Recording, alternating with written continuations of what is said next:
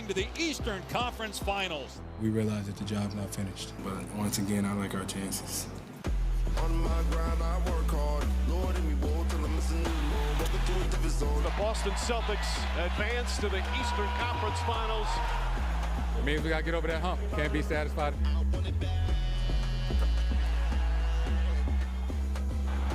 Miami is not going to back down. They're not going to give up. We're not scared of nobody. And neither are we. It's us versus everybody, and that's the mentality we have, and that's the mentality we're going to keep. Take it back to the 305 and work our way towards this championship. Thinking about it, dreaming about it.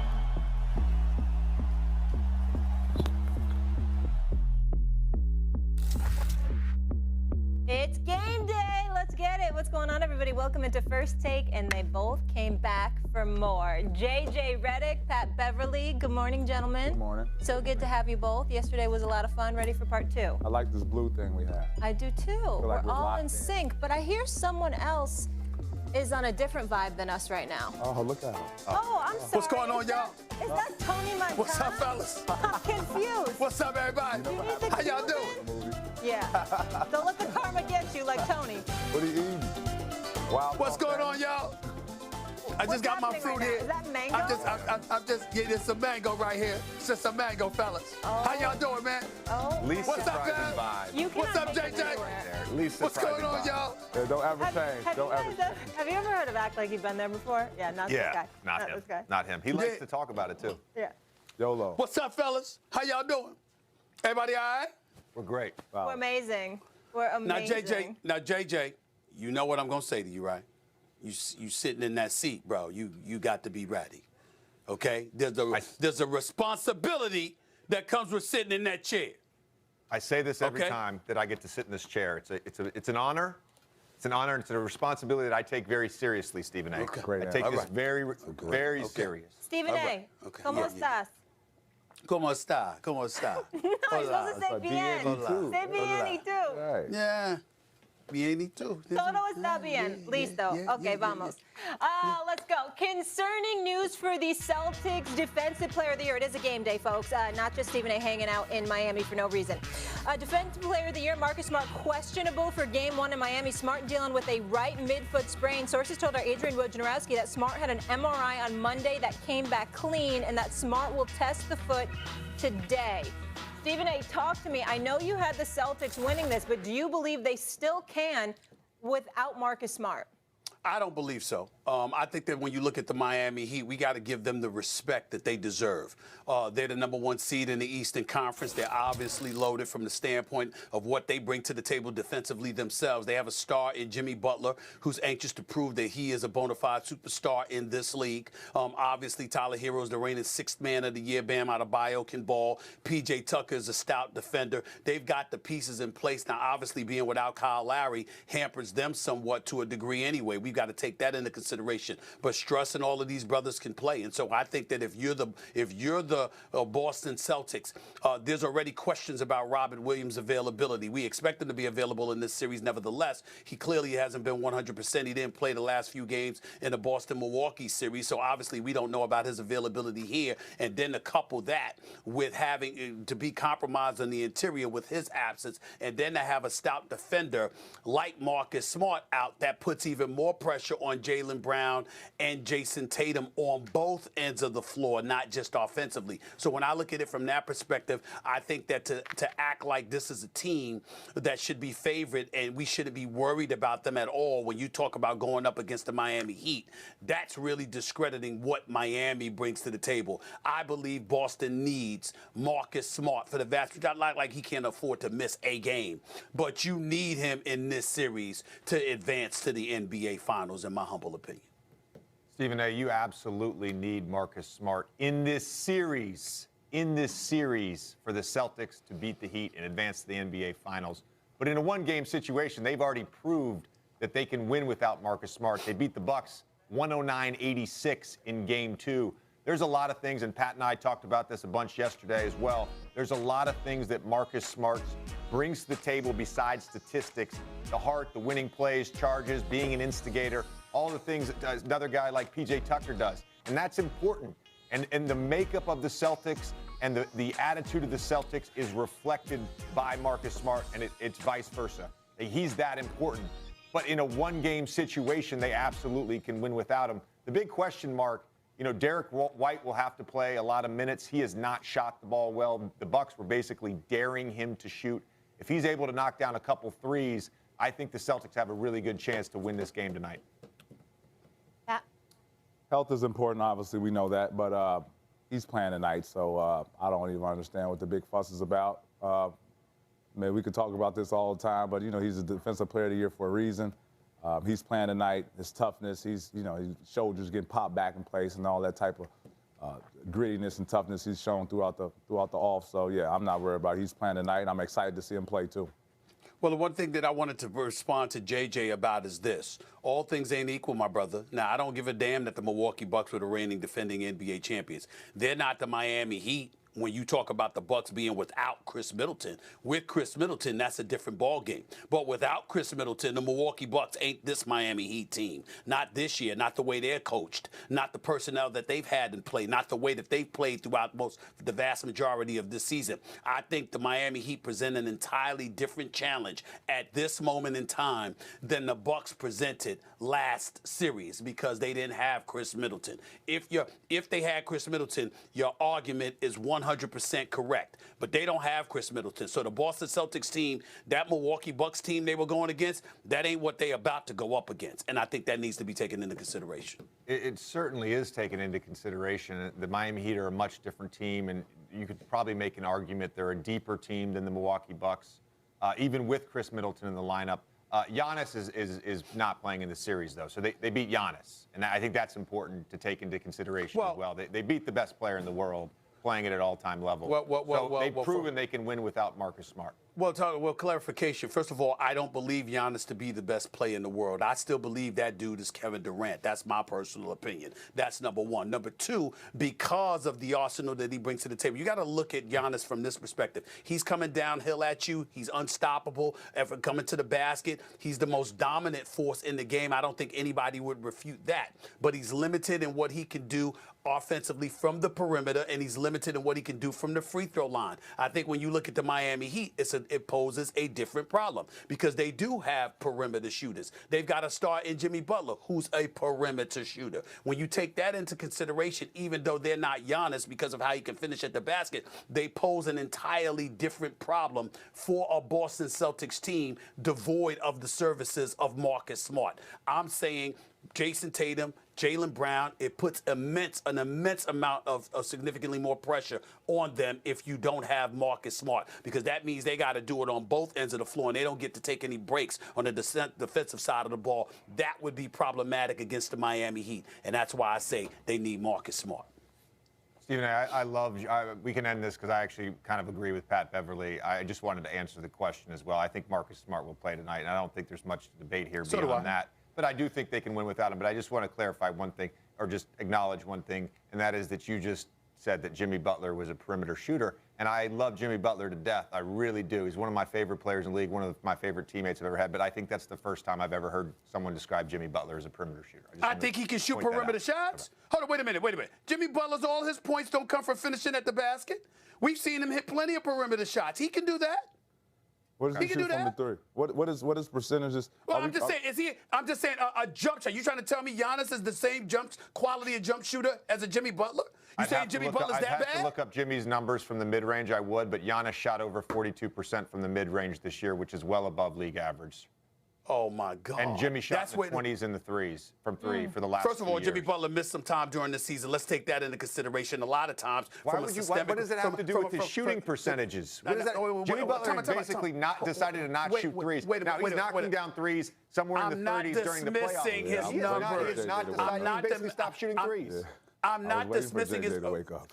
Well, first of all, JJ frowns at all this stuff like he's scaring somebody. He's scaring no damn body. I appreciate the suit. I'm not trying to scare you, Stephen. I'm trying to debate you, and I'm trying to point out how erroneous you are sometimes. I don't think I'm erroneous. I don't think. Well, first of all, it's very rare that I'm erroneous. So let's keep that in mind, because you wouldn't sit across from, you wouldn't waste your time sitting across from somebody who's erroneous that much. So we know better than that. So that's a lie. Number one. Number two, let's take into account the fact that because Giannis is coming downhill, a lot of times he gets wide open shots because people are literally daring him to shoot because they don't want him coming to the basket because they know how unstoppable he is close to the basket. If there's anybody, I challenge you, since you're so big on analytics and you so bringing up the numbers, how many open perimeter shots does Giannis get simply because people are praying he takes those shots and they'll take those chances? 90% of the time, he's shooting a jump shot because they're so petrified of him getting to the basket. That's an eye test thing. Numbers don't tell every story, not every story. I'm talking about mid-range pull-ups, mid-range turnarounds in the post.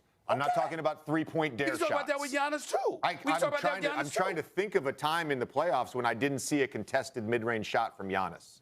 I disagree with you on that. By the way, go back to the numbers for you by the second hour. Don't worry. By the second hour, I'll have you'll bring me all the numbers. You'll bring me all the numbers, and I won't give a damn about the numbers because I actually watch the games, too. You understand? I watch the games. So I didn't say you don't. I just said you're talking to somebody who does watch the games every night. Tony Montana, don't let him kill your vibe. You're in your Miami vibe. I don't want to ruin your mood this morning, Steve.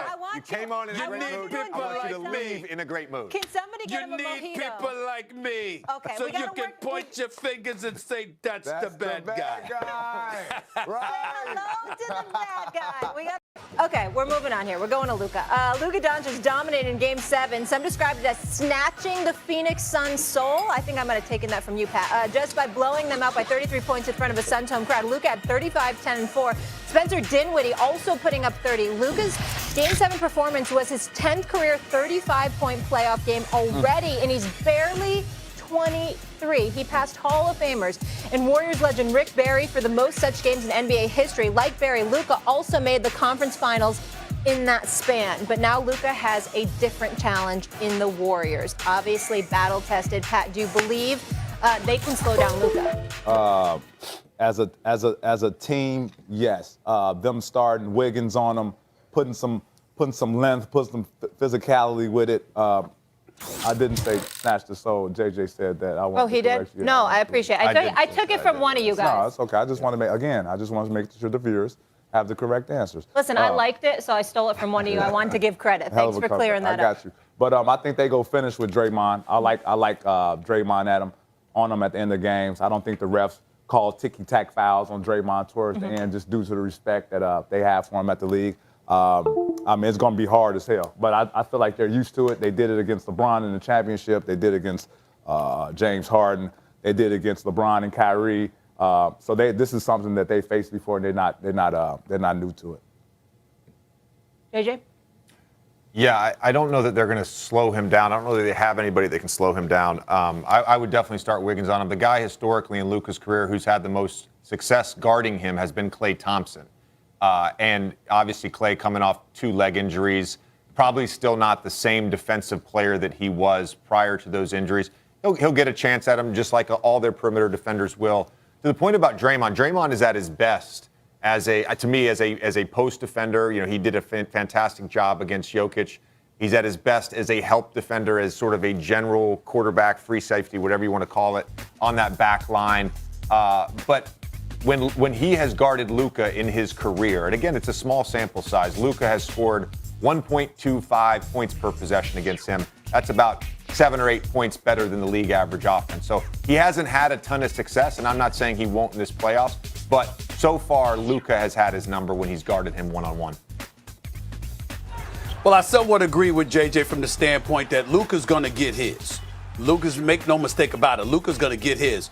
I'm saying I don't give a damn if he does. It makes no difference to me. You make the assumption that a superstar of his caliber, because he is one, you make the assumption that they're going to get theirs. You can only hope to contain them. You ain't going to stop them. You can only hope to contain them. Okay? The question is that going to be enough? And the answer is no. Because Luka by himself ain't going to get it done. We got to keep our eyes on Spencer Dinwiddie, Dorian Finney-Smith, Max Kleber, Jalen Brunson, and these brothers. We got to keep our eyes on them because it's going to come down to them. Luka can average over 30, and he probably will. It ain't going to be enough in this series. Oh, no. You said Max Kleber?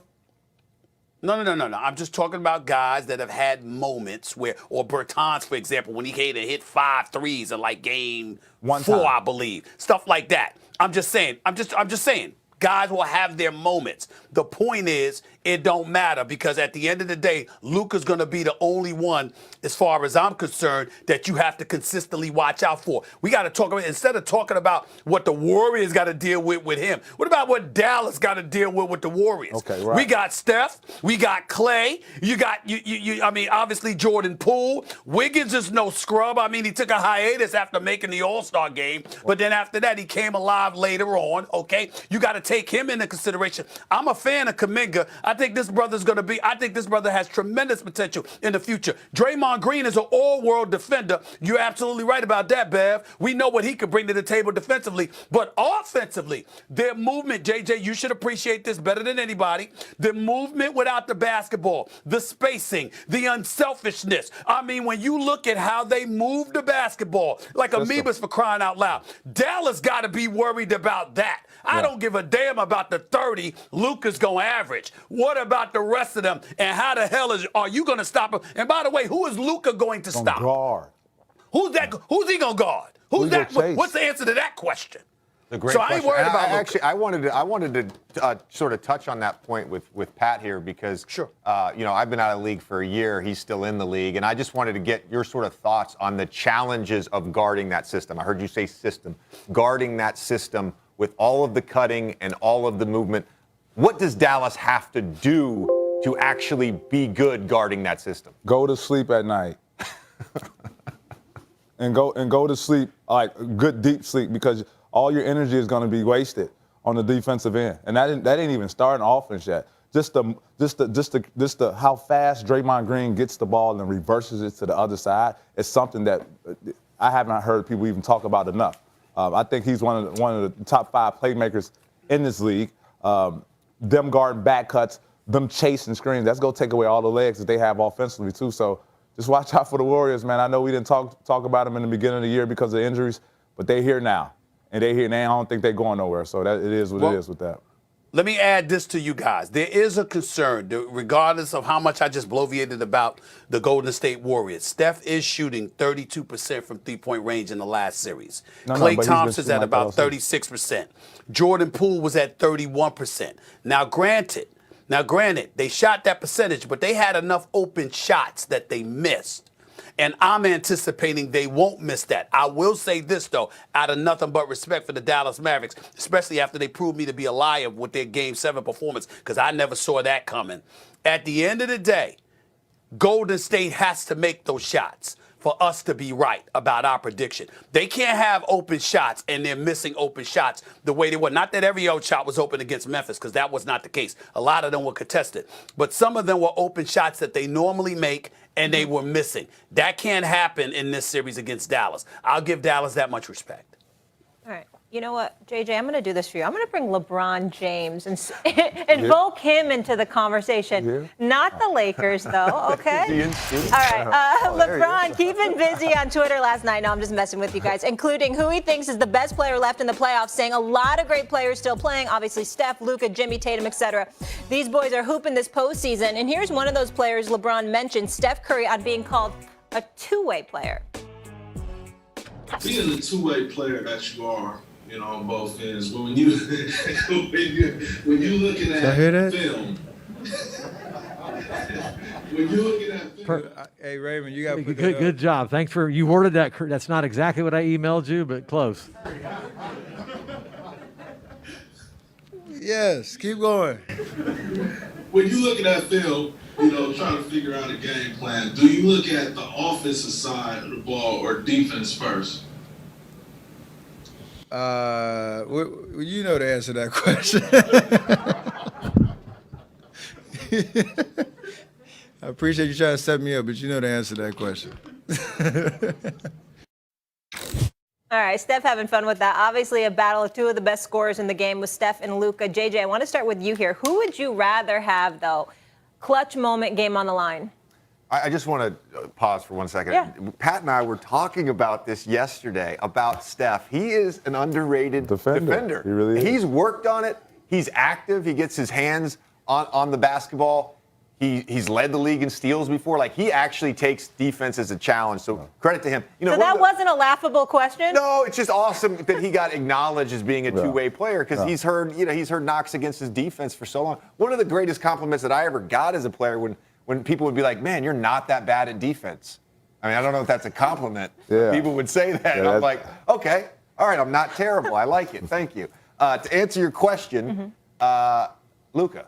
I think the answer is Luka here. That's not to say don't trust Steph in the clutch. The reality is he's 10 for 51 this season in the clutch from three-pointer. Luka has more game winners for his career. Pat Beverly knows this better than anyone. He's got a game winner in the playoffs, a little step-back three. I think it's Luka. I think the size matters. The ability to make passes if he gets double-teamed because of that size matters. Yeah, that's not I'd rather have Luka. It's a very small sample size. It's only been what we talked about earlier, 4 years. So it'd kind of be hard to kind of give him a crown of that after 4 years. All the work that Steph's put in, all the work that he's changed the game, literally changed the game. I got to go with Steph Curry. Easy, cool, easy, not even close.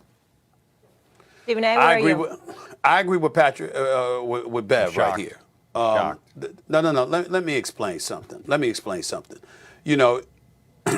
I've always been a fan of J.J. Redick because I always loved his ability to shoot the ball, particularly on the move, and I just love that about him. And I consider J.J. Redick to be one of the great shooters that we've seen in NBA lore, to be quite honest with you. There's a few up there with you, obviously, but I've always considered that, and I've told you that years ago, long before you ever came on TV. I consider Steph Curry to be the greatest shooter God has ever created. Ever. And a lot of times people talk, and they talk about him like he's somebody because he never captured a finals MVP or something like, this dude, he ain't getting it done. I will remind everybody, not just about the 3 championships, not just about the 5 trips to the NBA finals. I would remind everybody that Steph Curry is a career 26-6-5 player in the postseason, shooting 45% from the field and 39.8% from three-point range. That's the career postseason number of Steph Curry. This brother is the greatest shooter God ever created. He can shoot from anywhere. The corner, the wing, the key, 20 feet, 30 feet, 40 feet, 50 feet. He can shoot with his eyes closed or wide open. He can shoot falling away, standing still. This brother is the greatest shooter ever. Ever. And then, by the way, the free throw line, you're talking about a dude that's a 90% free throw shooter. We look at Luka. Luka's pressure. Luka's big time, JJ. Luka's big time. Nobody's taking anything away. And obviously, as his career continues to ascend, we'll see his postseason prowess just continue to evolve and elevate. No shade on Luka whatsoever. I was watching y'all on Get Up an hour ago. And what's the thing you said, JJ? I mean, you're complimenting somebody, but in the world we live in, that means you throwing shade on somebody else. You're absolutely right. It's utterly ridiculous. I'm glad you were willing to call your contemporaries out with all of this sensitivity training that they evidently need, because you can't compliment somebody without somebody else taking it as an insult. We're not throwing any shade on Luka Doncic whatsoever. I'm simply elevating Steph Curry. And I'm telling you right now, when I talk, you got to remember, Luka will hit clutch shots. But over the course of a series, what's his percentage going to be shooting from the field? What's it going to be from the free throw line? I think we both know Steph Curry is a more reliable dude than he is in that regard overall, and that's why I'm going with Steph. Sound like you want to say something, JJ. I don't know why you're so hesitant when I said something last show. Yeah, why are you so frustrated? Explain it to me, please. Because Stephen A., he bobs and weaves. You get him in a corner, he slips out. You get him in another corner, he slips out. Yeah. And he gave a very nice 3-minute soliloquy about Steph Curry's greatness, which it was actually 2 minutes and 15 seconds. Not what we're talking about here, Stephen A. We're talking about having the basketball with the game on the line. That's what we're talking about. Steph Curry is an all-timer. He is the best shooter ever. He is a champion. He should have been Finals MVP in 2015. He's one of the greatest players ever. That's all a fact. We're talking about it right now in 2022. Who would you rather have with the ball, with the game on the line? Steph. It's clearly Luka Doncic. It's clearly Luka. Steph. Steph. Guys. Not even close. Guys. Steph. Think about all the stuff. This is not a knock on Steph. Think about all the stuff that you have to do, all the people that you have to involve to get Steph Curry a shot at the end of the game. Think about all the action you have to run. You know what you have to do with Luka? You give him the ball. That's very disingenuous. And he's going to create a good shot. He did it twice in the regular season. They doubled. He kicked to Dinwiddie. Dinwiddie made the shot. Luka, the size matters. The size matters at the end of a game. Not with Steph Curry. Not with Steph Curry. He breaks the rim of shooting when you talk about a player. And I understand movement. I understand how many players has to be involved with that. But at the same time, you talk about a player that can take 2 dribbles over half court, pull that thing from the logo, and it's a great shot. Well, JJ, let me call you out on something here because I would love for you to. Yeah. You're being completely disingenuous here. You know far better than me that systems matter. And what I'm saying to you is this. When you look at Steph Curry, it's not that he needs all of this involvement in order to get a shot off. He doesn't need it. They run their system that way. But you trying to tell me you haven't seen enough of Steph Curry with his ball handling skills, dance on somebody and launch a shot? He does it all the time. So the point is, you're saying your exact words were, look, do you have any idea how many people have to get involved? No, they choose to get those people involved, but they don't need to. We've seen Steph Curry show breakdown ability. You've seen that. You know that. So even though they run plays for him and get other people involved, they don't need to. Stephen A. He's broken me down multiple times. I'm talking about the end of a game, under 2 minutes in a clutch situation. That is what I'm talking about. It's two different things. Yes, no. I'm addressing your point. I'm addressing your point. Yes. Your point was, look at what they have to do. And I'm saying, they don't have to do it. They choose to do it to get you an easier shot, but they don't have to. In Steph Curry's career, he hasn't had the same level of success in the clutch. That's just a fact. That's not my opinion. I can look at numbers and see that. Historically, in Steph Curry's career, they haven't required that because they were winning significantly more than they were losing. They usually blow up people out. You're acting like it has been 5 times. You're acting like it's happened 5 times. And it's only happened 5 times? We're talking about dozens and dozens and dozens and dozens of times, Stephen A. We've seen Luka miss, too. He absolutely has. I'm not throwing any shade on Luka. I know that Luka's big time. I understand that. But I'm telling you, when you're talking about making a shot, even though Luka has been that dude, I believe in Steph Curry. And if I'm taking my chances with Steph Curry. My point is, you're going to taking my create chances a better with him. That's all I'm shot saying. with size. It's that simple. Okay. Pat, who would you rather be guarding? That's a tough one. That's a good one too. Thank you. Who would I rather be guarding? I want both of them. It don't matter to me. It don't matter to me, honestly. I'm going to be honest. They're both tough. I've found a way to be successful against both of them, so it don't matter to me. You're like splitting hairs on that? No. Okay. It don't matter to me. We're getting a quick commercial break here, fellas. All right, let's do it. Is it all right with JJ? I mean, he's sitting in that seat. Is it okay with him? Is it all right with him? I haven't decided, so I have Southern Steve. Now I think he's going to be Esteban. I can't decide if it's that or Tony Montana for the rest of the show. Esteban, not Esteban. It's not. Esteban. No, it's not. It's Esteban. No. That's how they pronounce my name in South Beach. Esteban. Who's not they? Esteban. I always want to know in Stephen A's mind who this they is that he speaks of. All right, let's get into commercial break. He's got his ear to the streets. Still ahead on First Take, guys. Harden has not lived up to the hype since being acquired by Philly. The Sixers were bounced in the semis by Miami, but the most eye-opening part of the playoff exit was in Game 6 with hopes of extending the series for an Eastern Conference Finals appearance. Harden, the prolific scorer with a banged-up Joel Embiid, only attempted 2 shots in the second half. Harden had this to say on Instagram. I be quiet about expletive. I just let the people talk. It's a lot that goes into it. Keep pushing. Here's Maury on James Harden. Look, he's an incredibly talented player, just like Joel, just like Tobias. And I'm excited for Doc and his staff to have a whole offseason, work with the players and come up with the best plan for the roster will have. Obviously, because of our circumstances, having it all come together in February makes it very difficult. I mean, to try and figure out how to unlock, all the different skills of the players and how they can work together.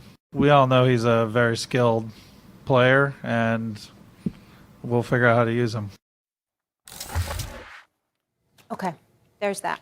Pat, I want to start with you.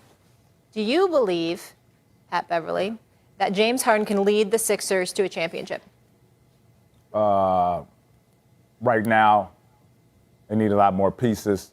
So right now, it'd be tough due to, how many good teams in the East. Mm-hmm.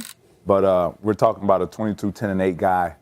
I heard you speak about the hype. And my question was, what was Philly's hype when the season started? When I was reading that lead, and I saw you kind of gave me a little bit of a side eye. So what I meant by not living up to the hype is when they acquired James Harden, when Philly acquired James Harden for Ben Simmons, a lot of people, there were certain people that were saying that this could be the most dynamic duo ever, that they were going to win a championship. So with the title hope. So that's what I meant by not living up to the hype, not even making it to the Eastern Conference Finals and only having really one game where he put up James Harden type numbers, vintage James Harden. Yeah. That makes sense? Yeah, that makes sense. But are we still talking about this if Embiid is healthy the first two games?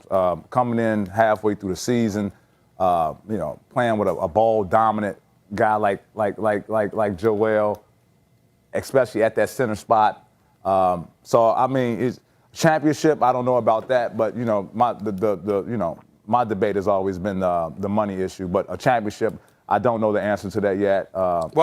Because of health. But when it comes to money standpoint, I'm taking. I'm pulling an audible here. Change the damn question because we all know the answer is he can't lead them to the championship. That's going to be Joel Embiid. Let's get down to it. Let's revisit yesterday's question and today with you on Get Up with JJ. What is your feeling about James Harden receiving the max? Okay, now that's a different question. Okay, here that's we go. the different question. I'm changing. I want to go there. Go ahead there. 22.5 points a game, 10.2 assists a game, 8 rebounds a game. That's supermax. You don't even have to put a name behind it. That's supermax. LeBron did it, supermax. Luka did it, supermax. Steph did it, supermax. James Harden did it, supermax, regardless of the age right now. Okay. JJ, you want him or you want me to go first? You can go first. I already had him this morning, and I already. What do you mean had me? What is that? What do you mean had me? That means. I'll explain what that means. I'll explain what that means, Bev. We had it at the table. I'll explain, Bev. Discussion. Bev. Okay, yeah. JJ. I had you at the table. We talked about it already. I got it now. You go first, JJ. I got him. I'm a detailed man. I like details. That's all. I'm not. Pat wants clarification on everything. That's what I've learned in 2 days. In 2 days, I've learned he wants clarification on everything. But that's good in any situation, friendship, or relationship. It's also good in journalism. Yeah, in the relationships, too. Y'all ready to listen? Agree. I mean, when you're ready to listen. I mean, I'm chilling in Miami. I take your time. When you're ready to listen, I'll speak. You ready? Go. Now, here we go. That's I know you're going to give us 5 minutes asinine. or something. That's asinine, and you damn well know it. He doesn't deserve the max. And see, this is the part that ticks me off, okay? So with James Harden, right, you on Instagram and stuff like that. Let me say this, because you guys are witnesses to this right now. This is live. This ain't taped. Your comments ain't edited out. This is live television we'll be on. James Harden, why don't you come on First Take, bro? I'll give you the whole 2 hours. I give you the whole 2 hours. I dare you to sit up in front of me right now, right on this show, live, any day of the week. And I love James Harden. I want you to sit up and tell me you deserve the max. There's no way in hell he can make that argument. He hasn't played like the James Harden we know. Yeah, the 22, 10, and 7. Give him that. No doubt about it. The brother can still play. He's a starter in this league. He's an all-star caliber player. We get all of that. But a contract that ultimately, when you kick in next year's $47 million, and then you extend it 4 years, a $275 million deal for James Harden, where he's getting paid $60 million at the age of 37, when we've already seen slippage, you must be out your damn mind. Here's the bottom line. James Harden has lost a step. The separation that he once gained against defenders is no longer existent. We understand that. Playoff situations, which is where you really, really make your money, he's come up short. I don't enjoy saying that about him. I root for the brother, but the fact of the matter is that is what has happened. There is no doubt about it. And you going, meaning him, you going on Instagram talking about you just listening and you just soaking it all in like somehow you have been victimized by people telling the truth is just unfair. James Harden showed up in a closeout game. He is fresh off of attempting 2 shots in the second half. And I've said this, Bev, put that brother in crutches on one leg, and James Harden can get off more than 2 shots in a game. This is James Harden we talking about. How the hell that happened? Ultimately, what it comes down to is what have you actually done? Not what can you do. That's a part of it. The other part is what did you do? And when it comes to the postseason, he hasn't stepped up. He's never been in an NBA final. He went to NBA Finals once in Oklahoma City as a reserve. Since he's been the face of a franchise, he's never gone to the NBA Finals. Okay, he's never won a championship. And when you talk about supermax dollars, at least you were box office in Houston because you were averaging 30 a game or 29 for 5 straight years. And then this year you come to Philadelphia and there's been slippage. There's no way around it. I wish I didn't have to say it. I'm not saying he can't come back from it, but that is what has happened. And lastly, you forced your way out of Houston. You forced your way out of Brooklyn. You get to Philadelphia, and you don't show us who you are, who you have been. You can't invest, over $225 extra million on top of the $47 million he's going to get for next season if he opts in. You can't invest that in a player who's either shown slippage or shown an unwillingness to step up and embrace the fact that there's a responsibility that comes along with that amount of money. You can't do it. I got a question, and this is a question to you, because I know a lot of your segments, you like to point this out when people get caught doing drugs. Do they drug test? Do they drug test on this show? They don't, but they can You need to any be day of the drug week. tested, man. They really can't need to get off I need to be drug tested, man. I need weed. Yeah, Yes, I need to be it, drug man. tested. Stop, man. Get that brother his flowers, man. Get that brother his flowers, because when he get the max, y'all, Matt Barnes, Kendrick Perkins, y'all all gonna be mad. Congratulations to woo, woo, woo, woo, woo. That man deserves max, man. Matt that man Barnes, deserves Kendrick max. Perkins. That man deserves max, man. Time out. See, this is where you're not telling the truth. We have spent years, and I hope James Harden is watching this. We've spent years giving him his props. We've been giving him props for the last decade. What are you talking about giving him his props? We spent the last decade giving him his props. And so the 1 year we step in and we say, yo, man, this ain't what it used to be. Now we hating on him? We've been giving him props for 10 years. 1 year? I've been in Houston. I was in Houston listening to y'all not get this man his flowers. So I can't let you sit here. I can't let you sit here and not be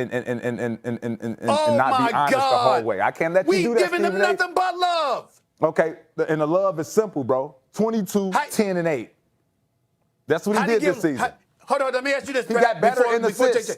Before JJ He changed stepped in, positions. hold on. How did we not give him love and he was league MVP? The year that he got runner up, I voted for him to win MVP that year. He should have won it 3 years in a row. Okay, I agree. So the point is where he didn't get the love.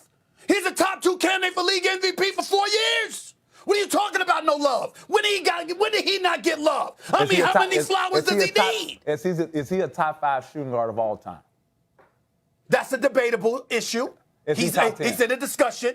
He's top 10. Yes. I'll give him the match. And you give people like that the match. Hold on. All these years that he been playing, did he play for free?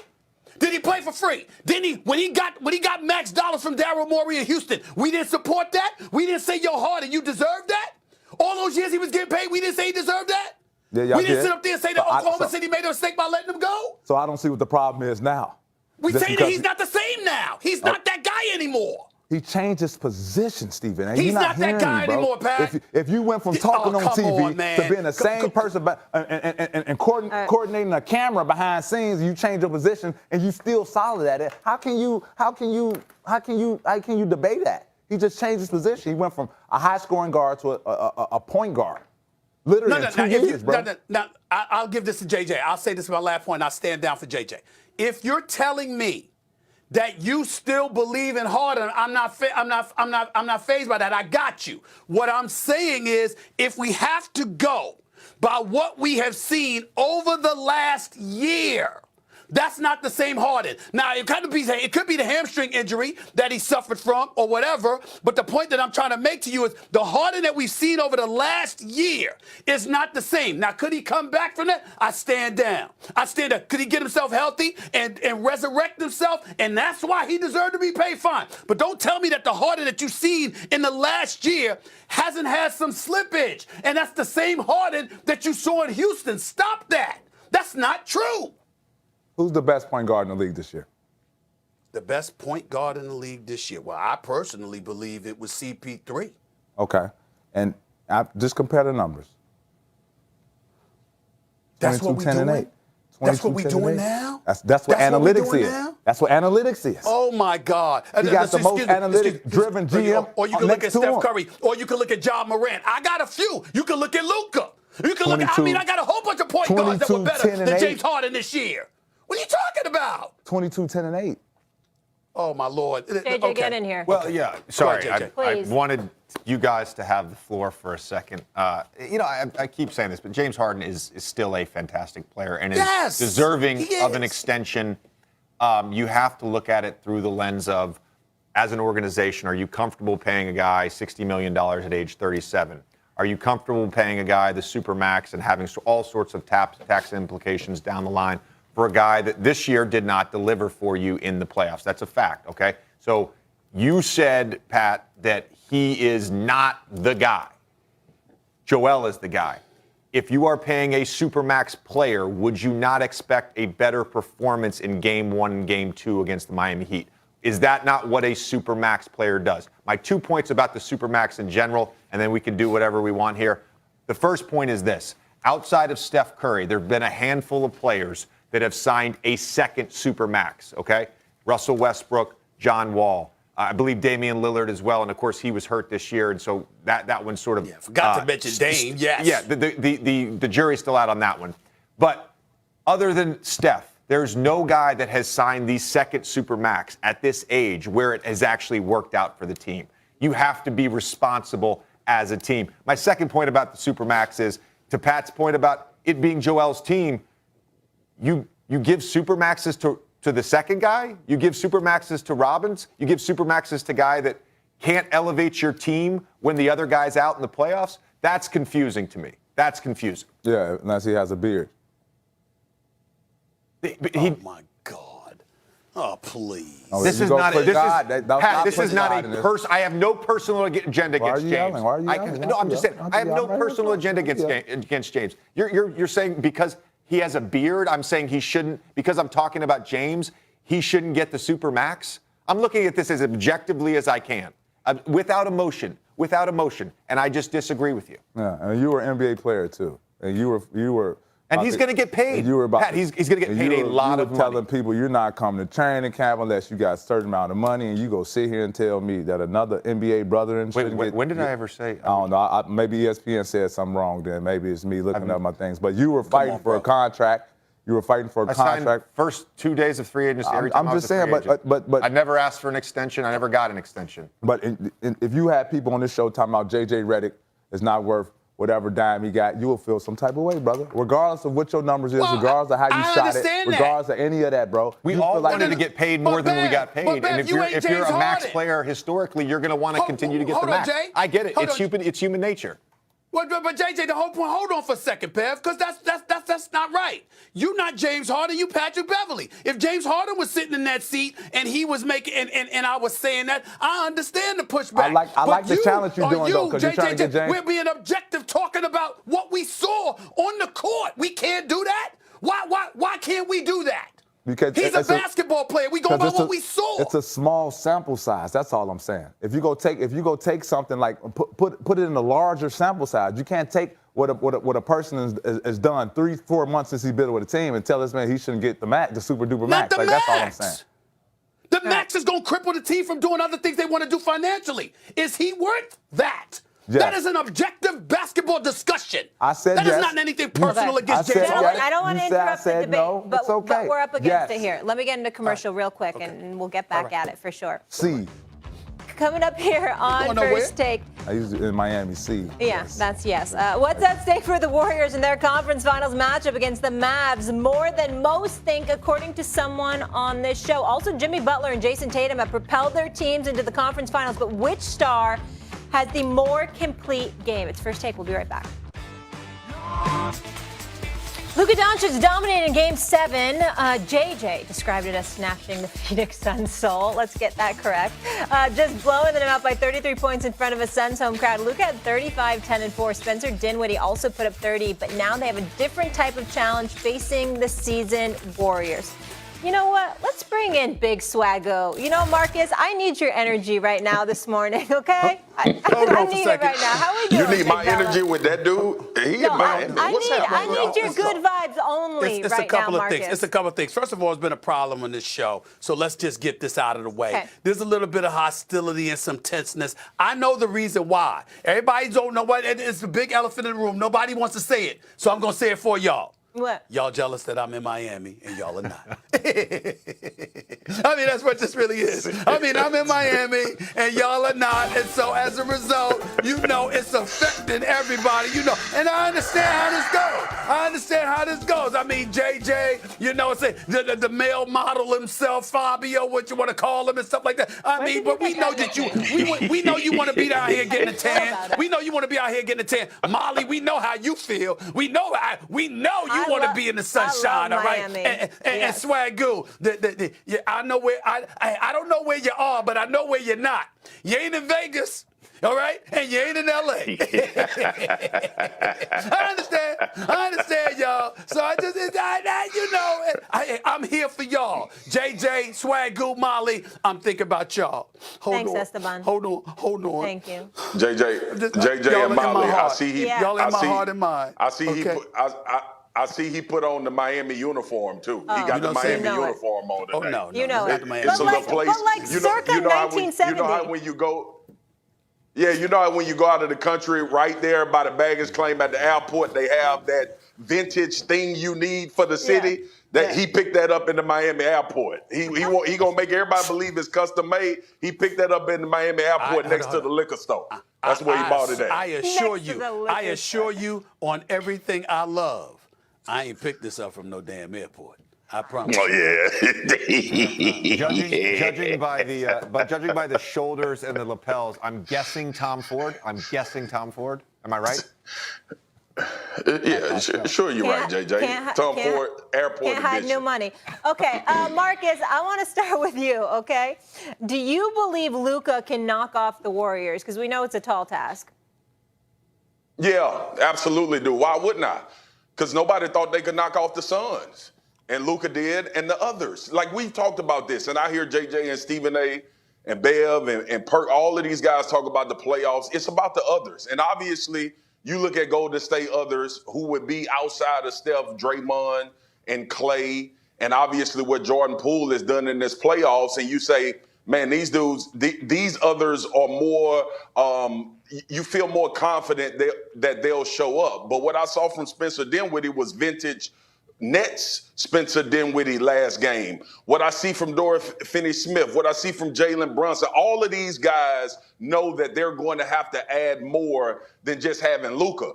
But if we would have asked this same question before the Dallas Mavericks played the Phoenix Suns, every one of the NBA guys at ESPN would have said no. Luka cannot knock off the Phoenix Suns. So ultimately, when you get to East and Western Conference Finals, and I know I'm talking to former NBA guys. I know I'm talking to Stephen A., who's covered this game longer than anybody. But you look at Luka, and this is what everybody going to say. They're going to give Luka his. He's going to be able to get his. Like Golden State did with LeBron James the one year they won. And then the following year, they gave LeBron what he needed while being up 3-1. And they ended up losing that series against that team that was led by one dominant player. But Luka controls pace. And when it comes to basketball, it's how much can you control pace as opposed to what Golden State wants to do in half-court sets, ball movement, continuously moving the ball, Steph Curry running around with his great conditioning, keeping defenders at bay. I look at this team with the Dallas Mavs, and I say this on the defensive end of the floor for them. They have the athleticism to be able to move with the ball when Golden State is moving the ball around. And then on the other end, man, Luka is a force that can force you to play at the pace he wants to. So I don't think it's far-fetched that the Dallas Mavs can knock off the Golden State Warriors, but it'll be about the others because Luka can dominate pace in any game that he plays in. All right, let's give us an opportunity to retort because on a couple of points you made. First of all, in the interest of full disclosure, we all know that Marcus is a little bit biased when it comes to the Big D, the Dallas. I mean, we all know that about Marcus. I mean, we know this. Stop it, man. And so let's get that out of the way. I do love the Mavs, by the way, but the Pelicans on my team. I will say this. I mean, when I made my pick, I picked the Suns over, for Game 7. I thought that I was being asked about the Cowboys. I didn't know I was being asked about the Mavs. That's why I made that mistake. Okay? I thought I was being asked by the Cowboys. But that's neither here nor there. My point to you is this.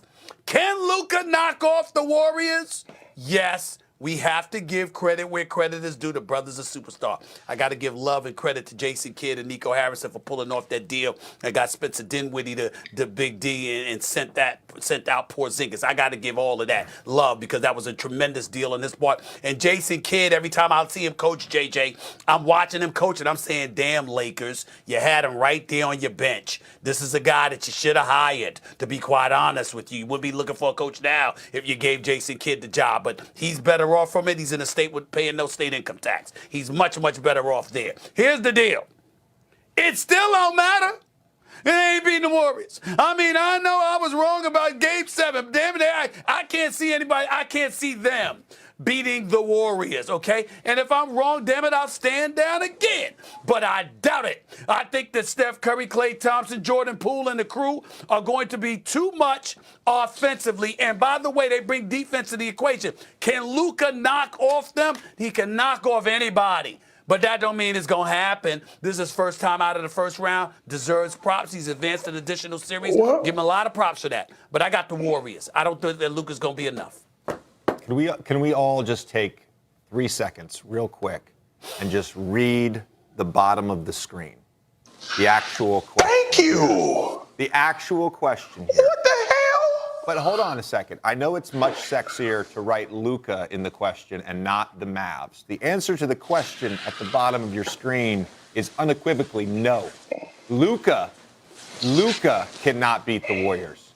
But as we've seen both in the Utah series and in the Phoenix Suns series, when they have other guys, and they don't need 5 guys, they need 1 or 2 guys game to game, when they have other guys step up, they can win playoff games. Do I think they will win this series? Absolutely not. I think the Warriors will end up winning this series, but the Mavs are more than capable of knocking off the Warriors, and it's because of the supporting cast. You mentioned 2 things I want to touch on here, Marcus, which I thought were really important. Number 1, you said before the Suns series, no one would have picked the Mavs. How about after Game 2? After Game 2's Phoenix clearly looked like the better team. So the adjustment mid-series from Jason Kidd, let's give him credit. Let's acknowledge the fact that he may be able to make another adjustment in this series. The second thing you mentioned, which I think is probably even more important, is pace. The Dallas Mavericks play slower than any other team.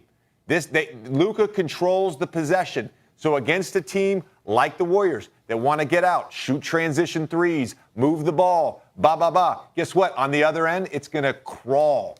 It's going to crawl to a standstill, and Luka is going to control the game. So absolutely, the Mavs can do it. That's not my pick, but they can do it.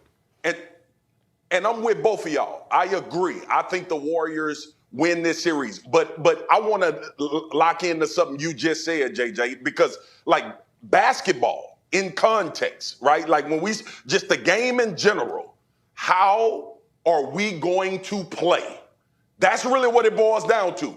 Are you going to allow the way you play to dictate how I play? You know what I haven't seen any NBA team ever do to Luka Doncic? Force him to play the way they want to play. And I think that's why when you look at Jason Kidd, he has the ability to make those adjustments because he has a 6'8" point guard that is not going to let Steph Curry, Klay Thompson, and Draymond Green determine that the game is going to be up and down the floor every single possession. I think that's difficult to play against in a 7-game series, even though I believe the Warriors are going to win the game because it's going to come down to shooting, and you would bet on they shooting more than you would bet on the Dallas Mavs, even though the Mavs can fill it up as well. A couple of points that I want to make before this segment ends. Number one, it's pretty difficult to dictate pace if you're missing shots. And we're thinking about Luka, and we're thinking about the pace of play that he plays at, and we're also mentioning his supporting cast. What we're not mentioning enough of is Golden State's ability to defend and force you to miss shots, which enables them to push the ball up the court and dictate pace that way.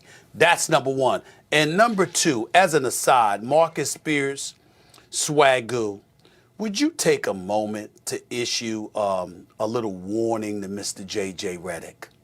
He sat up there and talked about the question at the bottom of the screen and all of this other stuff. Swagoo, will you caution this brother how often I watch what y'all say? You know what I'm saying? See, JJ's on all of these shows. JJ's on all of these shows. JJ also does his podcast. JJ doesn't realize that if you want to get literal and you want to be specific, you are at a point in time in your burgeoning career, JJ Redick, where you are going to talk and I will get to pick and choose what I want that you say. Do you really want to start that with me?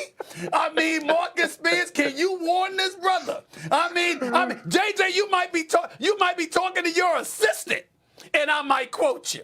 Be careful, my brother. JJ. Be careful. You might go to Mr. Dibs next door to get a burger, say JJ. You can still get him. Watch it. You can still get him, but he ain't going to forget what you say.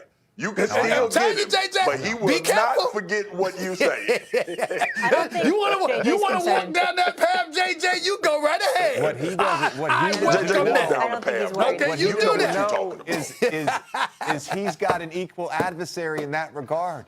Because I hear everything Stephen A. says. I watch everything Stephen A. says. Fair enough. I've got my mental catalog too, Marcus. I've got my mental catalog too. He don't know, Marcus. He don't know. I would remind you know what this 28 years doing this, you go ahead and think you could quote JJ, like I do. You knock yourself out. You know what this is? Knock yourself out. You know what this is, JJ? You remember last week I told you about the type of energy he had when he was nervous about the Warriors? You remember? So now they got the Dallas Mavericks. We all believe they're going to win the series, and you feel this type of energy coming off of him right now. Yeah. Don't let this thing be 2-2 or 2-1 JJ for the Mavs. Because it's going to be completely different. He's going to start setting up for the end. Oh, so you too. Well, Big man balling. You too. You want some too? You want some too, big man balling? I listen to you just as well as you listen to me and JJ. The male model, big man balling. We got Esteban, Tony Montana. There's a lot of nicknames happening right now. By the way, and I'm uncomfortable with you the protege. You the protege. It ain't the other way around, baby. You the protege. It ain't the other way around. Y'all done started something. Okay? All right. In some respects, you are the vet. Listen. We'll leave it there, guys. Let me get into commercial break. When we come back here on First Take with Nike likely ending their Tell us why, sir. Well, first, I know my mom's watching, so I'm. Hi, Mom. And Mom, she doesn't like to be called ma'am or miss, so don't think it's just me, a black, not listening to you. Don't throw a shoe at me when I come back home. I love you to death. I just had to throw that out there. Very polite. Yeah, I don't want to hurt you. What's wrong with you? Yeah. But yeah, we're gonna be. I guess we're gonna be talking about this for the next, 2 or 3 days. But my answer stays the same. Obviously, he's a good friend of mine, he's a brother of mine. But I'm not looking at it that way. I'm looking at his talent. I'm looking at his position. Who's doing what he's doing at his position at this time. The amount of attention that defenses give to him. The new defenses set up to guard him. I'm looking at it from a lot of standpoints. Does he deserve Supermax? Yeah, I've said it. I'll say it again. I've said it yesterday. I hope we don't have to keep going over it every time. But we won't. Oh yeah, but Yeah, that's my answer. That's been my answer. I'm going to stand on my answer, and that's it. Well, in the interest of full disclosure, let me say a couple of things. Just like he has to watch what he says when it comes to his mama, I got to watch what I say when it comes to Mama Bev as well, because she don't play. You understand? So she's watching right now. I've known Patrick for years. I've known his mama for years. I know I got to watch my mouth, too. So let's just get that out the way. It ain't just him got to be safe. I got to be safe, too. That's number one. Number two, let me say this. Bev, I know you're not phony at all. You mean what you say. Yeah, you know that's your brother and all of that stuff. But you've always been one of those dudes that's gonna be honest, and I respect that. You know that. Here's the thing. I've also told you this over the years. Just because you're honest don't mean you're right. Facts. In other words, I disagree with you. Okay, and I disagree with you. Now, what I would challenge you on is this: you can't, in my opinion, you can't sit up there and support James Harden as much as you do, based on resume, and ignore Chris Paul, based on resume. Chris Paul, everywhere he's gone, has made teams better. Chris Paul is recognized as one of the elite point guards to have ever played the game of basketball. Game 7 notwithstanding, losing 2-0 series leads notwithstanding, losing a 3-1 lead a couple of times notwithstanding, Chris Paul is universally recognized as one of, not the greatest, but one of the great point guards to have ever played this game. The resume said so. And so now we get to this point about James Harden. And I hope James Harden is watching. Love James Harden. Love that brother. Okay? And I know what kind of game he has. I know how big time he has been. What we're saying, and it's not a crime to say this, there's slippage. Now, James Harden was so great, Bev, that even with slippage, he's better than 85% of the league. But that doesn't mean there wasn't slippage. The fact of the matter is that James Harden, based on the last year, I believe it's since the hamstring injury took place, James Harden seems to have a more difficult time gaining separation the way that he once did. Shots are more easily contested. They're not calling fouls for him the way that they once did. So he's having trouble getting to the free throw line with the level of regularity that he once did. Regardless of whether that's fair or unfair, that's compromised his effectiveness. So much so, Bev, that Joel Embiid went on the podium post-game when the series is over, said, quote, everybody's expecting James Harden to be that guy that he was in Houston. He is not that guy anymore. That is a quote from Joel Embiid. You've got coaches in Philadelphia that were calling plays for him. He wasn't shooting the ball. They gave him the ball as the point guard. He wasn't shooting the ball. He attempted 2 shots in a closeout game of a Game 7, knowing Embiid had a cracked bone in his face and a jacked up thumb. You got Tyrese Maxey out there playing all hearts out like you play in terms of his effort, okay? Tobias Harris doing what he can. James Harden was supposed to be that dude when Joel Embiid was compromised. He didn't step up. And so when you look at all of those different things, it is not a crime for us to sit up there and say, yo, Harden, you can still ball. You're a starter. You can still be an all-star. But that dude that we once saw in Houston, we ain't seeing that right now. And here's my last point, Bev. Whose fault is that? Because if you were so hell-bent on getting out of Houston that you didn't have yourself in shape because you wanted to force your way out, and you ultimately went to Brooklyn. Remember, he was an MVP candidate in Brooklyn, even though he wasn't in shape. And then he had a hamstring injury that lasted considerably longer than anybody anticipated. And then he comes back this year, seemingly having lost a step. And if you can point that to him being not in the greatest of shape, ain't that on him? And if that's on him, how does that warrant the max? Okay. So I'm because you know you like to talk for like 3-4 minutes, so I'm gonna just rewind the whole thing. Okay. In comparison with him and Chris Paul, the comparison is not the legacy I'm talking about. The comparison is just one game. That's all I'm talking about. One game? One game. Chris Paul got cooked. He got cooked. You feel me? Like, it's cool. But like, whole team got cooked. Yeah. But the statue that sometimes y'all like to put different players in, like y'all, you know, as we know, and as I know as a player, you know, watching the show and being a fan of yours for a long time, sometimes we don't like to, be all the way honest about how certain people are over time. I mean, you got into a position where you can kind of finally, have the ropes and do it now. But 5, 6 years ago, that wasn't the case. So let me stay on topic. Let me stay on topic. You can't take Joel's post-game comments. Anything after you lose, eliminate it. You can't really take the post-game comments. I mean, that's literally why they do it, to try to catch you in slips to saying something. Obviously, the walking triple-double, the 33, 13, and 12, James Harden, I don't think he's going to bring that in Philly, but at the same time, you talk about a 22, 10, and 8. Also, I'm just, listen, what my coach tell me, I'm just the weatherman. I'm just letting you know if it's raining or not. Those are the numbers. And if those numbers were tied to anyone else that's an all-star in this league, you can't be wrong for them wanting the Supermax. They have a valid reason for doing so. Health is a big part of that. Now, if Philly understood that, and Brooklyn understood that, and especially Philly understand that now, when it comes to hamstrings, when it comes to anything involving health, their organization, these are things they understand. They understand it's going in. I don't think that's going to be a factor. In their mind, you give me a healthy James Harden, he's going to produce. Even an unhealthy James Harden, he's going to produce because it's proven he has produced. That's all I'm saying. Patrick Beverley. Okay, my brother. Oh, you went there. You wow. went there. So let me. What? What? You finished or you no, I'm getting ready to respond. I'm getting ready to respond to what you said. Oh, my bad. I'm getting ready to respond to what you said. I thought you just going to give me my flowers and be like, okay, I'm done with it, but I guess not. No. Okay, my mistake. Come on, man. I wouldn't do that to you. Okay. I wouldn't do that to you. You know that. My mistake. Okay. Let me address a couple of things. Number one, I'm always honest.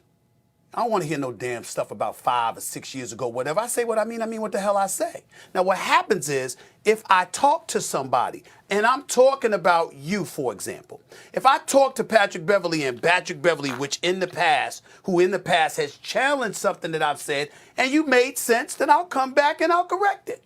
You see what I'm saying? To me, why I've always had a great relationship with you is because you don't hide. If you feel like, yo, I got something wrong, you let me know.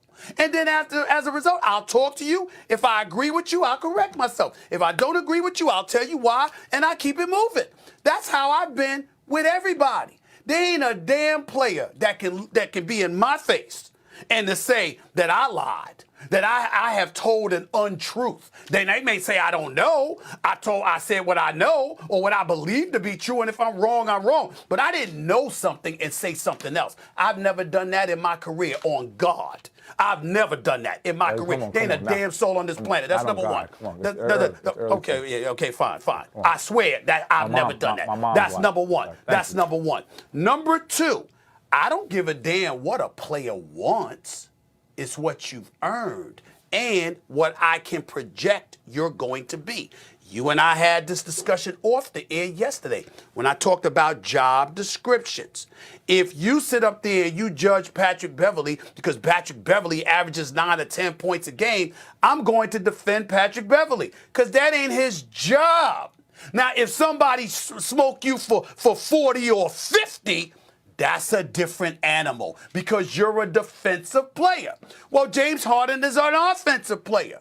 That's how he makes his money. And so if you are not the guy, if you are a guy that was making max dollars because you were a scoring machine, considered one of the most prolific scorers in the game's history, and then suddenly there's drop off, I'm going to call you on that because we ain't looking for him to defend. We're not looking for him to just be an assist man, a setup man. You're looking for him to have the same offensive prowess that he once had, which he no longer has, at least for the moment. I just want you to understand the completeness of a player. We're talking about almost averaging a triple-double. Like, you're talking about not even the lack of assists. Like, we're talking about the lack of rebounds. All right. And you acting like I'm talking about him getting the minimum. I'm saying give him money, just not $275 million. Okay. Let's leave it there, gentlemen. I'm having a little James Harden fatigue. Can we take a pause on that, get in a quick break and move on to something else, please? Yes, we can. When we come back, fall. But that is expected to be the final year of his signature series with Nike. That according to our Adrian Wojnarowski and Ramona Shelburne. All right, Stephen A. Nike would like to end their relationship with Kyrie. Is this sending the right message? It is sending the right message, without question. Because what it's saying is that what does it matter if you're not on the basketball court? We need you to play. And see, this is the hard part about all of this other stuff. Listen. People are not going to get it. I don't give a damn. I'm going to keep saying it. I'm going to keep saying it because the lives of the many outweigh the lives of the few.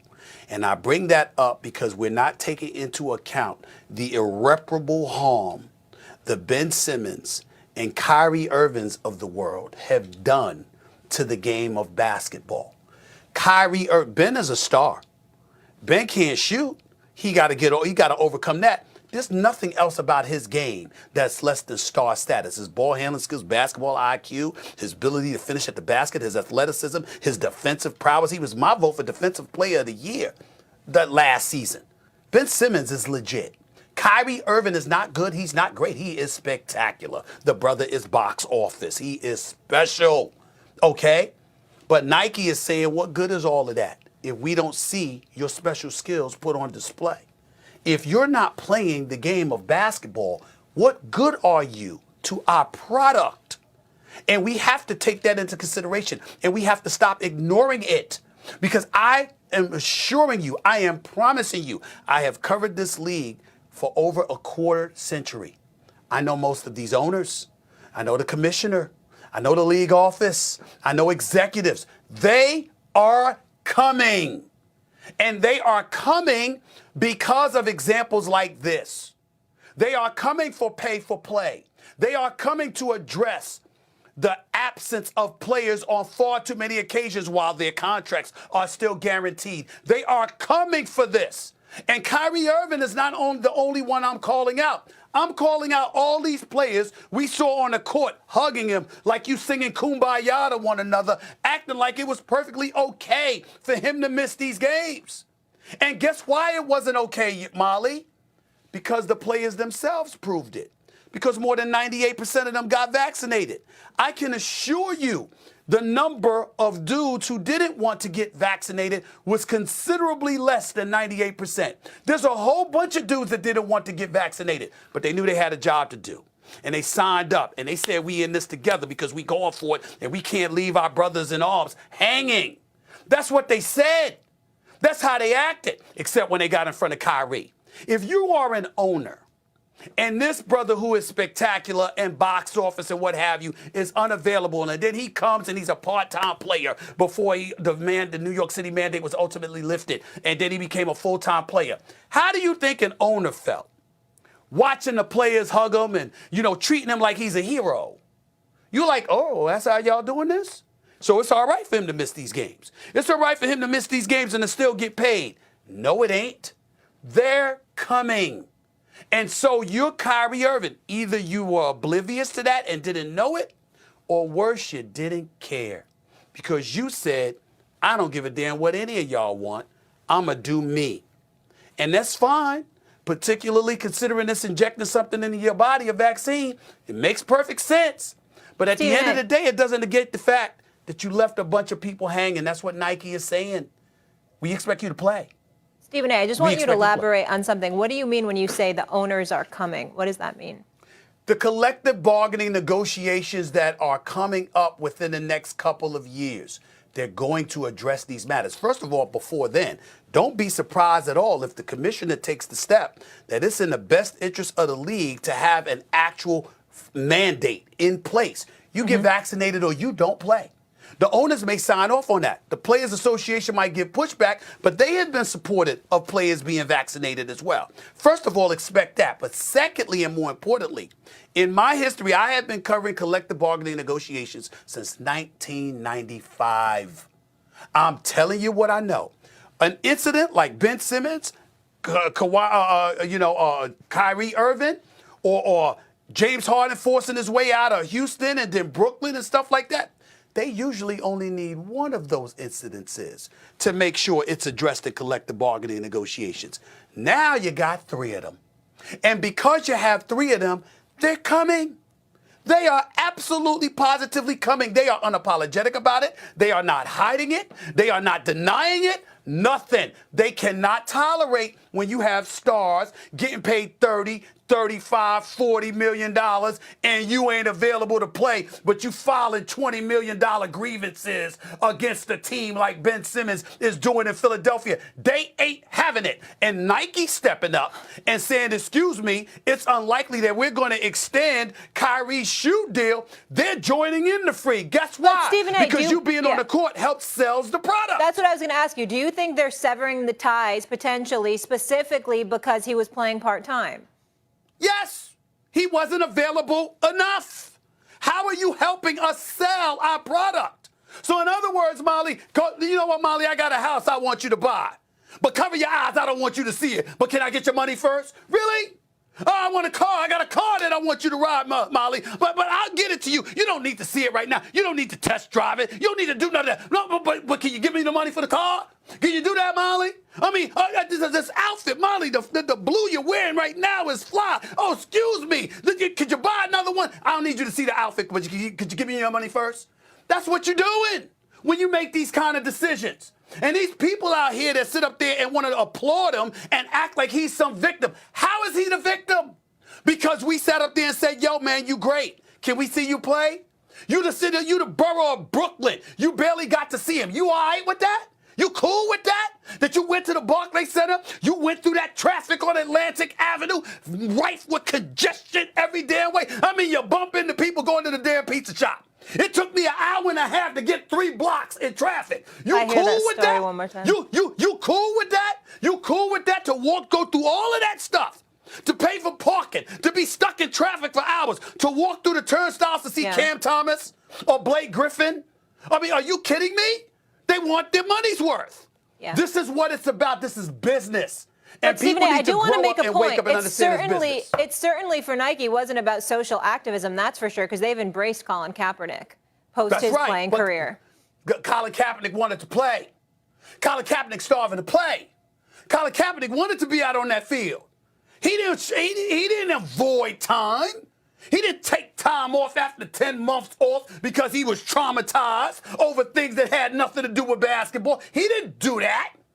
It's a totally different thing. What they're saying is, we've invested in you because we believe you will help sell our brand. That's business. And if people don't wake up and embrace that, you're going to see a lot of people that are missing out. Stop embracing nonsense. Kyrie is great. He is spectacular. He is not a victim. He is not a martyr. He is a spectacular talent and a good brother whose heart's in the right place, does a lot of things philanthropically and charitably. He's a good dude. His problem is that he thinks intellectually he's so above people on far too many occasions that, oh my God, he's being victimized when you call him on shady stuff he does, like not coming to work. All anybody wants Kyrie Irving to do is come to work and show up and show out like you always do. We know what he brings to the table. We're not attacking his abilities or his character as a human being. What we're saying is, you signed up to do a job. Do your damn job, or else. Period. Yeah, we'll leave it right there. I'd rather be envied than pitied any day.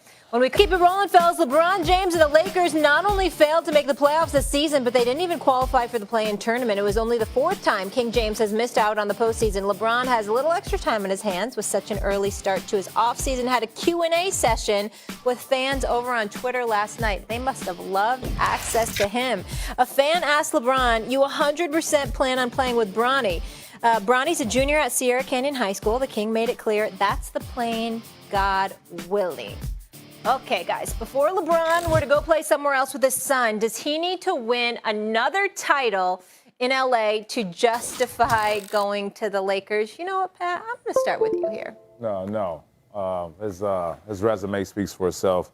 I mean, we can go very deep into it, but no, he does not. His resume is impeccable. Everyone needs to try to follow his lead and try to, get over there and play with him. With all due respect to my little bro, Pat Bev, I would say to you, I don't disagree with you, but it's not consistent with what you said yesterday. You questioned the legitimacy of his title in the bubble. That wasn't J.J. Redick. That wasn't me. That was you. That was LeBron that won that title in the bubble. Mm-hmm. You said the bubble didn't mean much. I just feel like you didn't get your best. When you talk about a product, if you have a product and your product is in a hotel, and I just feel like you don't have the best product when you're in a bubble.